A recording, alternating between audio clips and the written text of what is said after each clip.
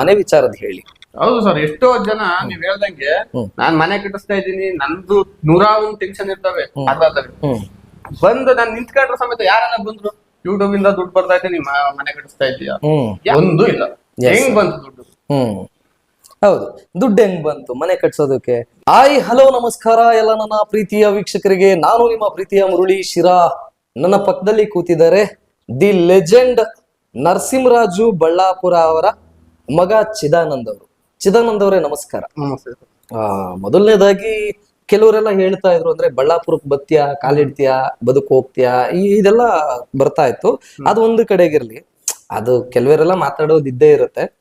ಇನ್ನು ನಿಮ್ಮ ತಂದೆಯವರ ಮತ್ತೆ ರವಿಯವರ ಒಂದು ಮೂಲ ಪರಿಚಯ ಹೆಂಗೆ ಏನು, ಅದನ್ನ ದಯವಿಟ್ಟು ನಮ್ಮ ವೀಕ್ಷಕರಿಗೆ ತಿಳಿಸ್ಕೊಂಡ್ಬಿಟ್ರೆ, ನಿಮ್ಮ ಪರಿಚಯ ಮಾಡ್ಕೊಂಡು. ಎಲ್ಲರಿಗೂ ನಮಸ್ಕಾರ. ನನ್ನ ಹೆಸರು ಚಿದಾನಂದ್ ಅಂತ, ನರಸಿಂಹರಾಜ್ ಅವ್ರ ಮಗ. ಅವರು ಪರಿಚಯ ಬಂದು ಏನೇನೋ 20-25 ವರ್ಷದ ಹಿಂದ್ಲದು. ಅವಾಗ ನಮ್ಮ ಅಪ್ಪಾಜಿ ಚೆನ್ನಾಗಿದ್ರು, ಮಾರ್ಕೆಟ್ ಆಗೆಲ್ಲ ಕೆಲಸ ಮಾಡ್ಕೊಂಡಿರ್ಬೇಕಾದ್ರೆ ಜೊತೆಗೆ ಅವ್ರಿಬ್ರದ್ದು ಒಡನಾಟ ಅಲ್ಲಿ ಸ್ಟಾರ್ಟ್ ಆಗಿತ್ತು. ಅದಾದ್ಮೇಲೆ ಮಧ್ಯದಲ್ಲಿ ಸ್ವಲ್ಪ ನಮ್ಮ ಅಪ್ಪಾಜಿ ಸ್ವಲ್ಪ ಡ್ರಿಂಕ್ಸ್ ಎಲ್ಲ ಮಾಡ್ಬಿಟ್ಟು ಮೊಬೈಲ್ ಏನಿಲ್ದಂಗೆ ಇದ್ದಾಗ ಅವರು ಅಷ್ಟು ಟಚ್ ಇರ್ಲಿಲ್ಲ. ಅದಾದ್ಮೇಲೆ ತಿರ್ಗಾ ಹಿಂಗೆ ಅವ್ರು ಚೆನ್ನಾಗಾದ್ರು, ಎಲ್ಲ ಡ್ರಿಂಕ್ಸ್ ಎಲ್ಲ ಬಿಟ್ರು, ಅವ್ರದ್ದು ಎಲ್ಲ ರಿಕವರ್ ಆಯ್ತು, ಚೆನ್ನಾಗಾದ್ರು, ಚೆನ್ನಾಗ್ ಹಾಕೊಂಡಿರ್ಬೇಕಾದ್ರೆ ಹಂಗೆ ಅನ್ಎಕ್ಸ್ಪೆಕ್ಟೆಡ್ ಆಗಿ ಸಿಕ್ಕಿ ಪರಿಚಯ ಆದ್ರು. ತಿರ್ಗಾ ಪರಿಚಯ ಆಗಿದ್ರು, ಹಳದಿಂದ ಕ್ಲೋಸ್ ಇದ್ರಲ್ಲ, ಇನ್ನ ಕ್ಲೋಸ್ ಆದ್ರು. ಆಗ್ತಾ ಆಗ್ತಾ ಆಗ್ತಾ ಆಗ್ತಾ ತುಂಬಾ ಕ್ಲೋಸ್ ಆದ್ರು. ಕ್ಲೋಸ್ ಆಗಿ ಅದಾದ್ಮೇಲೆ ನಮ್ಮ ಅಪ್ಪಾಜಿಗೆ ಸ್ವಲ್ಪ ಕಣ್ ಕಾಣ್ತಿರ್ಲಿಲ್ಲ, ಸ್ಪೆಕ್ಸ್ ಹಾಕೊಂಡವ್ರು. ಅದಾದ್ಮೇಲೆ ಫೋನ್ ಬಂದ್ರೆ ಫೋನ್ ಎತ್ತಾರೋ ಯಾರು ಅಂತ ಗೊತ್ತಾಗ್ತಿರ್ಲಿಲ್ಲ. ವಾಯ್ಸ್ ಏನಾದ್ರು ಚೇಂಜ್ ಮಾಡಿದ್ರೆ ಅಥವಾ ಲೇಡೀಸ್ ತರ ಮಾತಾಡಿದ್ರೆ, ಅದಾದ್ಮೇಲೆ ಆ ತರ ಏನು ವಾಯ್ಸ್ ಅಂದ್ರೆ ಗೊತ್ತಾಗ್ತಿರ್ಲಿಲ್ಲ. ಅವ್ರ ನೀವು ಎಷ್ಟೋ ವಿಡಿಯೋ ಗಮನಿಸ್ರಿ, ಅವ್ರು ಫಸ್ಟ್ ಎತ್ತಿದಂಗ ಅಲೋ ಅಂತಾನೆ ಹೇಳೋದು, ಯಾರು ಅಂತಾನೆ ಕೇಳೋದು. ಅದಾಗಿ ಅವ್ರ ವಾಯ್ಸ್ ಗೊತ್ತಾಗ್ದಂಗೆ ವಿಡಿಯೋ ಮಾಡ್ಕೊಂಡು ಹೋದ್ರು. ಅದಾದ್ಮೇಲೆ ಈ ತರ ಅವರಿಗೆ ದೊಡ್ಡ ಪಬ್ಲಿಸಿಟಿ ಆಗುತ್ತೆ, ಈ ತರ ಎಲ್ಲ ವೈರಲ್ ಆಗುತ್ತೆ, ನಾವು ದೊಡ್ಡ ಇದಾಗ್ತೀವಿ ಅಂತ ಅವ್ರಿಗೆ ಏನು ಗೊತ್ತಿರಲಿಲ್ಲ. ಗೊತ್ತಿದ್ದಲೇ ಆಗಿದ್ದು. ಎಸ್, ಹೌದು, ನೀವು ಕರೆಕ್ಟ್ ಆಗಿ ಹೇಳಿದ್ರಿ. ಈಗ ನಿಮ್ಗಾಗ್ಲಿ ಅಥವಾ ನಿಮ್ಮ ತಾಯಿಯವ್ರಿಗಾಗ್ಲಿ ಅಥವಾ ನಿಮ್ ಪತ್ನಿಯವ್ರಿಗಾಗ್ಲಿ ಈ ಒಂದು ಲಲ್ಲಿ ರವಿನೇ ಮಾಡ್ತಾ ಇರೋದು ಅನ್ನೋ ಇಂಟಿಮೇಷನ್ಸ್ ಏನಾದ್ರು ತಮಗೆ ಗೊತ್ತಿತ್ತ ಅಂತ? ನಮಗೆ ಮನೆ ಹತ್ರ ಇಲ್ಲೇ ಕುತ್ಕೊಂಡು ಮಾತಾಡ್ತಿದ್ರಲ್ಲ. ಅಲ್ಲ, ನಿಮ್ ತಂದೆಯವರಲ್ಲ, ಲಲ್ಲಿ ರವಿ ಅವರು. ಲಲ್ಲಿ ರವಿ ಅವರು ಇವರೇ ನಿಮ್ ತಂದೆ ಕಾಲ್ ಮಾಡ್ತಾ ಇರೋದು ಅನ್ನೋದು ಏನಾದ್ರು ಗೊತ್ತಿತ್ತ ಅಂತ ಕೇಳ್ತಾ ಇದ್ದೀನಿ. ಲಲ್ಲಿ ರವಿ ಅವರು ನಿಮ್ ತಂದೆಯವ್ರಿಗೆ ಕಾಲ್ ಮಾಡ್ತಾ ಇದ್ರಲ್ವಾ? ಸೊ ಕಾಲ್ ಮಾಡ್ತಾ ಇದ್ದಿದ್ದು ಅವ್ರ ಏನಾದ್ರು ನಿಮ್ಮ ಹತ್ರ, ರವಿ ಅವ್ರ ಏನಾದ್ರು ನಿಮ್ ಹತ್ರ ಹೇಳಿದ್ರ? ಏನಿಲ್ಲ, ಅವಾಗೇನಿಲ್ಲ. ನಮ್ಮ ಅಪ್ಪಾಜಿನ ಡೆತ್ ಆಗಕ್ಕಿಂತ ಮುಂಚೆಗೆ ಒಂದು 6 ಮಂತ್ ಮಾತ್ರ ನಮ್ಗೆ ಅಷ್ಟೇ ಪರಿಚಯ ಇದ್ದಿತ್ತು. ಅದಾದ್ಮೇಲೆ ಅಷ್ಟೊಂದು ಪರಿಚಯ ಇರಲಿಲ್ಲ. ಓಕೆ, ಅದೇ ಲಲ್ಲಿ ರವಿ ಅವರು ಮತ್ತೆ ನಿಮ್ಮ ತಂದೆಯವರ ವಿಶ್ವಾಸ ಒಂದ್ ಕಡೆ ಆದ್ರೆ, ಲಲ್ಲಿ ರವಿ ಅವರು ನಿಮ್ ತಂದೆ ಕಾಲ್ ಮಾಡ್ತಾ ಇದಾರೆ ಅನ್ನೋದು, ಅಂದ್ರೆ ಫ್ರಾಂಕ್ ಮಾಡೋದಕ್ಕೆ ಅವರೇ ಕಾಲ್ ಮಾಡ್ತಾ ಇದಾರೆ ಅಂತ ನಿಮ್ಗೆ ಗೊತ್ತಿತ್ತ ಅಂತ? ಗೊತ್ತಿಲ್ಲ. ಓಕೆ, ಈಗ ಕೆಲವರೆಲ್ಲ ಮಾತಾಡ್ತಾ ಇರೋದು ಅವ್ರವ್ರ ಫ್ಯಾಮಿಲಿ ಇಬ್ರು ಕ್ಲೋಸ್ ಫ್ರೆಂಡ್ಸ್, ಸೊ ಇಬ್ರಿಗೂ ಗೊತ್ತಿತ್ತು, ಅಂದ್ರೆ ಲಲ್ಲಿ ರವಿ ಅವ್ರ ಫ್ಯಾಮಿಲಿಗೂ ಗೊತ್ತಿತ್ತು ಮತ್ತೆ ನರಸಿಂಹರಾಜು ಬಳ್ಳಾಪುರ ಫ್ಯಾಮಿಲಿಗೂ ಗೊತ್ತಿತ್ತು ಲಲ್ಲಿ ರವಿನೇ ಫೋನ್ ಮಾಡ್ತಾ ಇರೋದು ಅಂತ. ಅದು ಫಸ್ಟ್ ಫ್ರಾಂಕ್ ಮಾಡ್ಬೇಕಾದ್ರೆ ನಮ್ಮ ಅಪ್ಪಾಜಿ ಕುತ್ಕೊಂತದೇ ಇರ್ಲಿಲ್ಲ. ಹೊರಗಡೆ ಹೋಗ್ಬೇಕಾದ್ರೆ ಗಾಳಿ ಫಸ್ಟ್ ಆಡಿಯೋದಲ್ಲೆಲ್ಲ ಕೇಳಿ ಗಾಳಿ ಬಾಳಿ ಎಲ್ಲ ಬರ್ತಿತ್ತು, ಹೊರಗಡೆ ಮಾಡ್ತಿದ್ರು. ಒಂದು ವಾರ ನಮ್ಮ ಮನೇಲೆ ಕುತ್ಕೊಂಡಾಗ ಮಾತಾಡ್ಬೇಕಾದ್ರೆ ನಮ್ಗೆ ಸುಮ್ನೆ ನಾವು ಡೌಟ್ ಬಂದು ಕೇಳಿದ್ವು, ಯಾರು ಏನು ಅಂತ. ಯಾರ ಗೊತ್ತಿಲ್ಲ, ಯಾರ್ಯಾರೋ ಮಾಡ್ತಾರೆ, ಏನೇನೋ ಮಾಡ್ತಾರೆ ಅಂತ ಹೇಳ್ಬೇಕಾದ್ರೆ ನಾನು ಒಂದ್ಸತಿ ನೋಡ್ದೆ, ಒಂದೇ ನಂಬರ್ ಬರೋದು. ನಾವು ಕೇಳಿದಾಗ ಅವಾಗ ಅವಣ್ಣ ಓಪನ್ ಅಪ್ ಆಗಿ ಹೇಳ್ತು, ನಾನೇ ಕಣ ಮಾಡ್ತಾ ಇರೋದು, ಸುಮ್ನೆ ನಾವ್ ಇಲ್ಲಿ ಕುತ್ಕೊಂಡು ಬೇಜಾರಾಗಿರುತ್ತಲ್ಲ, ಅದು ಕೇಳ್ಕೊಂಡು ಖುಷಿಯಾಗಿರ್ತೀವಿ, ಅವನ ಜೊತೆ ಮಾತಾಡಿದ್ರೆ ಏನೋ ಖುಷಿಯಾಗಿರ್ತೈತೆ ಅಂತ ಹೇಳ್ಬಿಟ್ಟು ಅವಾಗ ನಮ್ಗೆ ಗೊತ್ತಾಗಿತ್ತು. ಇದು ಯಾವಾಗ ನಿಮ್ಗೆ ಈ ಮಾತನ್ನ ಯಾವಾಗ ಹೇಳಿದ್ರು? ನಮ್ಮ ಅಪ್ಪಾಜಿ ಡೆತ್ ಆಗೋದಕ್ಕಿಂತ ಮುಂಚೆ 1 ಇಯರ್ ಅವಾಗ ಗೊತ್ತಾಗಿತ್ತು ನಮ್ಗೆ. ಓಕೆ, ಅಲ್ಲ, ಈಗ ಕೆಲವರೆಲ್ಲ ಏನ್ ಪ್ರಶ್ನೆ ಮಾಡ್ತಾ ಇದಾರೆ ಅಂದ್ರೆ, ನಾನು ಅಭಿಮಾನಿಗಳು ಏನ್ ಪ್ರಶ್ನೆ ಮಾಡ್ತಾ ಇದಾರೆ, ನಿಮ್ ತಂದೆಯವ್ರ ಅಭಿಮಾನಿಗಳು, ಆ ಒಂದು ಪ್ರಶ್ನೆ ನಿಮ್ ಮುಂದೆ ಇಡ್ತಾ ಇದ್ದೇನೆ. ಓಕೆನಾ? ಇವ್ರ ಮನೆಯವ್ರಿಗೆ ಗೊತ್ತಿದ್ದೀಗ ಇಷ್ಟು ಹಿಂಸೆ ಆಗ್ತಾ ಇತ್ತಲ್ಲ ಅವ್ರ ತಂದೆಗೆ, ಸೊ ಇವ್ರು ಗೊತ್ತಿದ್ದು ಏನಕ್ಕೆ ಸುಮ್ನೆ ಇದ್ರು? ಅವಾಗ್ಲೇ ಲಲ್ಲಿ ರವಿ ಮೇಲೆ ಏನಾದ್ರು ಅಲಿಗೇಷನ್ಸ್ ಹಾಕ್ಬೋದಾಗಿತ್ತು, ಅಥವಾ ಕೇಸ್ ಹಾಕ್ಬೋದಾಗಿತ್ತು, ಅಥವಾ ಮಾಡ್ಬೇಡ ನಮ್ ತಂದೆಗೆ ಅಂತ ಹೇಳ್ಬೋದಾಗಿತ್ತಲ್ಲ? ನಾವ್ ಹೇಳಿದ್ವು ಲಲ್ಲಿ ರವಿಗೆ. ನಾವ್ ಹೇಳಿದ್ವು ಏನಂದ್ರೆ, ಏನ್ ಸುಮ್ನೆ ಹಿಂಗೆಲ್ಲ ಮಾತಾಡೋದು. ಮತ್ತೆ ನಮ್ಮ ಸಿಸ್ಟರ್ ಒಬ್ರಿದ್ರು, ಅವ್ರ ಹೆಸರೇನ್ ಬೇಡ, ಅವರು ಸಮೇತ ಹೇಳಿದ್ರು, ಇವೆಲ್ಲ ಮಾಡಿದ್ರೆ ಸರಿ ಇರಲ್ಲ, ಸುಮ್ನೆ ಮನೆಗೆಲ್ಲ ಜಗಳ ಆಡ್ತೀವಿ ನಾವು, ಹಂಗೆ ಅಂತ ಸಮೇತ ಹೇಳಿದ್ರು.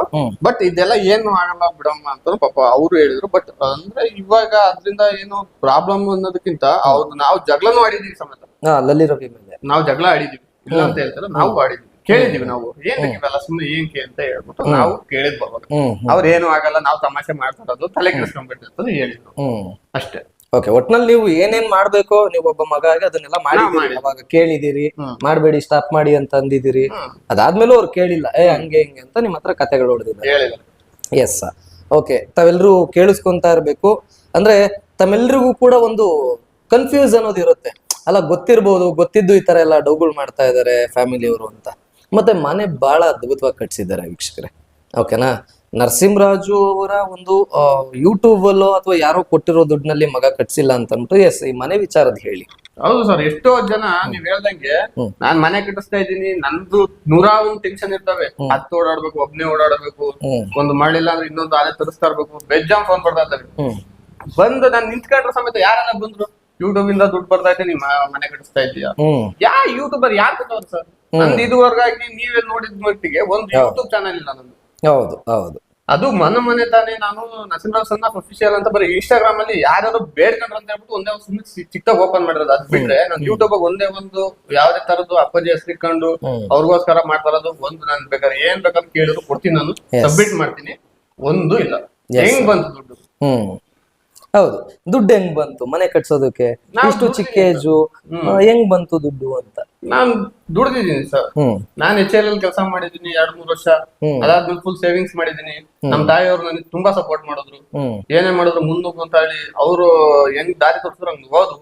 ಅದಾದ್ಮೇಲೆ ಎಷ್ಟೇ ಕಷ್ಟ ಬಂದ್ರು ಪಾಪ ನಮ್ ತಾಯಿಯವರು ಸಮೇತ ಸಂಘದಲ್ಲಿ ದುಡ್ಡು ಎತ್ ಕೊಟ್ಟಿದ್ದಾರೆ, ಚೀಟಿ ಹಾಕೊಂಡಿದ್ರು, ಚೀಟಲ್ಲಿ ದುಡ್ಡು ಎತ್ ಕೊಟ್ಟಿದ್ದಾರೆ.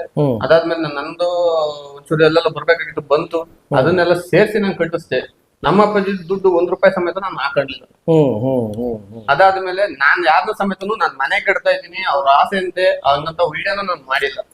ನಾನ್ ದುಡ್ದು ನಾನ್ ಕೂಡಿ ಇಟ್ಕೊಂಡಿರೋ ದುಡ್ಡು ನನಗ್ ಬಂತು. ನಾನ್ ಬಂದಾದ್ಮೇಲೆ ಈ ಮನೆ ಕಟ್ಟಿದೀನಿ. ಆದ್ರೂ ಸಮೇತ ಕೇಳ್ತಾರೆ, ಯೂಟ್ಯೂಬ್ ಇಂದ ಬಂತು, ಮೊನ್ನೆ ನಿಮ್ಗೆ ಒಂದು ಮೆಸೇಜ್ ಹಾಕಿದ್ದೀನಿ ನೋಡಿದ, ಖಂಡಿತವಾಗಿ ಇಷ್ಟು ದಿವಸ ಇರ್ಲಿಲ್ಲ ಅಂದ್ರೆ ಇವಾಗ ಎಂತ ಬಂತು. ಈಗ ಏನ್ ಮಾಡಿದೀವಿ ನಾವು? ಅವ್ರನ್ನ ಕೇಳಿದೀವ ದುಡ್ಡು ಕೊಡ್ರಿ ಅಂತ? ವಹಿಸ್ಕೊಂಡಿದೀವ? ಅವ್ರಿಗೆ ಕೊಟ್ಟಿರೋ ದುಡ್ಡಿಂದ ನಾವೇನ ಮನೆ ಕಟ್ಸಿದೀವಿ? ಇಲ್ವಲ್ಲ. ಎಸ್, ಈಗ ನೀವು ಹೇಳಿದ್ರಿ ನೋಡ್ರಿ, ನಾನು ಇನ್ನೊಂದ್ ಸ್ವಲ್ಪ ಲೇಟ್ ಆಗಿ ಕೇಳೋಣ ಅಂದ್ಕೊಂಡಿದ್ದೆ. ಮೊನ್ನೆ ತಾವೇ ಕೂಡ ನೋಡಿದಿರಿ, ಅಂದ್ರೆ ನಮ್ಮ ಚಾನಲ್ ಅಲ್ಲಿ ಒಂದು ಅವೇರ್ನೆಸ್ ಕ್ರಿಯೇಟ್ ಮಾಡುವಂತದ್ದು. ಇದು ಒಂದ್ 4-5 ಪಾಯಿಂಟ್ಸ್ ಗಳನ್ನ ಇಟ್ಕೊಂಡು, ಅಂದ್ರೆ ನರಸಿಂಹರಾಜು ಬಳ್ಳಾಪುರ ಅವರು ಉದ್ವೇಗಕ್ಕೊಳಗಾಗಿ ಮಾತಾಡಿರುವಂತದ್ದು.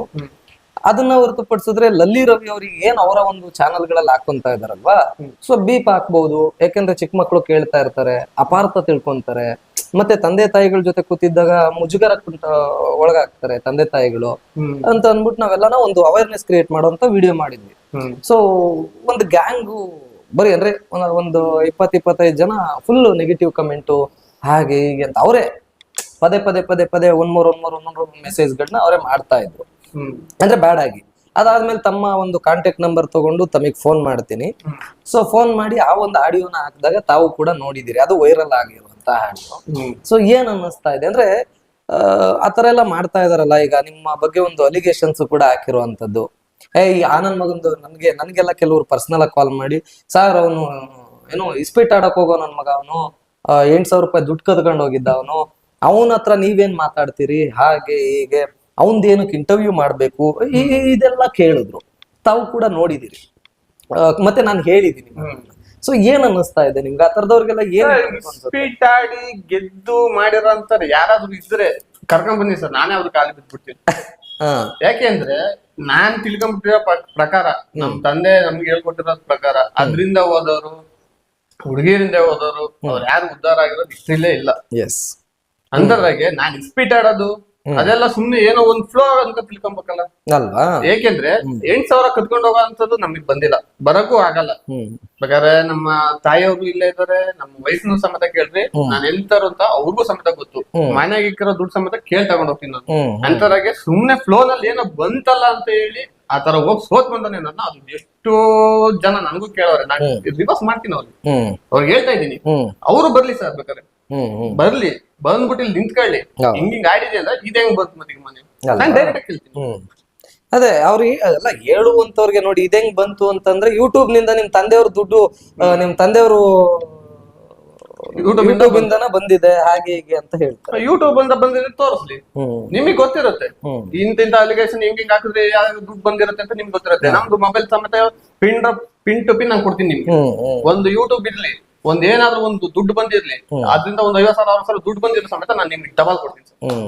ನೋಡಿದ್ರ ತಾವ್ ಯಾರಾದ್ರೂ ಚೆಕ್ ಮಾಡ್ಕೊಳ್ಳುವಂತಹ ಮಹಾನ್ ಭಾವರು ಮತ್ತೆ ಏನು ಅವನ್ ಹಂಗೆ ಅವನ್ ಹಿಂಗೆ ಅನ್ನೋಂಥವ್ರು ಯಾರಾದ್ರೂ ಇದ್ರೆ ಬೇಕಿದ್ರೆ ಡೈರೆಕ್ಟ್ ಆಗಿ ಬರ್ಬೋದು. ಬಹಳ ಅದ್ಭುತವಾಗಿ ಕಾಣ್ತಾರಪ್ಪ, ಅದ್ರಲ್ಲಿ ಬೇರೆ ಡೌಟ್ ಇಲ್ಲ.